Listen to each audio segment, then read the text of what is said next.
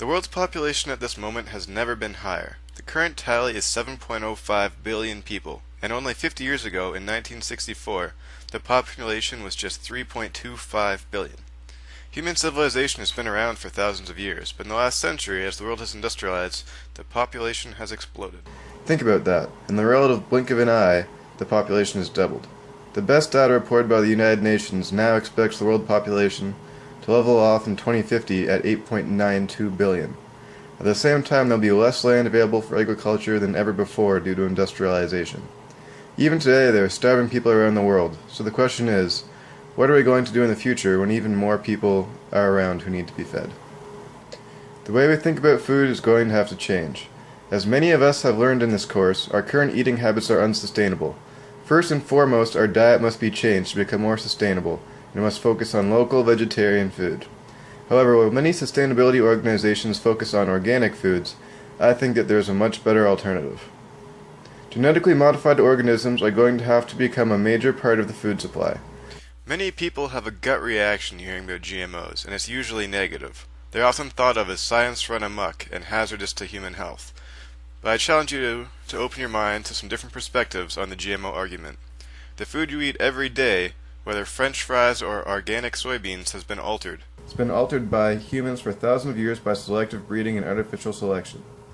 Farmers have been crossbreeding crops to create larger, better yielding and better tasting crops since civilization began. An apple, for example, when planted, will bear totally different fruit to the specimen that was put in the ground. To preserve the species we have now, branches are grafted onto young trees. Now, while GMO does involve genetic meddling on a much more direct scale, it sets out to achieve the same results that we have sought throughout history and today. I would like to bring up an amazing GMO that has saved tens of thousands of lives around the world: golden rice. This is a strain of rice that's been modified to include a significant amount of beta-carotene, the compound that makes a carrot orange. Besides changing the color of the rice, however, beta-carotene is also a precursor to vitamin A. In the developing world, over 2 million people die of vitamin A deficiency each year, and an additional 500,000 permanently lose their vision. The main people affected by this are pregnant women and young children.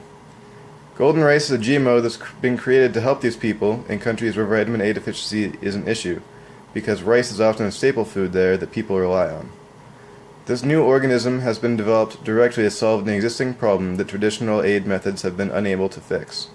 Here's a solution to a serious problem that affects thousands of people that many people might reject because they are squeamish about the concept of a genetically modified food. On what ethical basis can you protest against something that's been proven safe in multiple studies and helps save lives? As the world population grows, we will need more effective agriculture methods to keep everyone fed.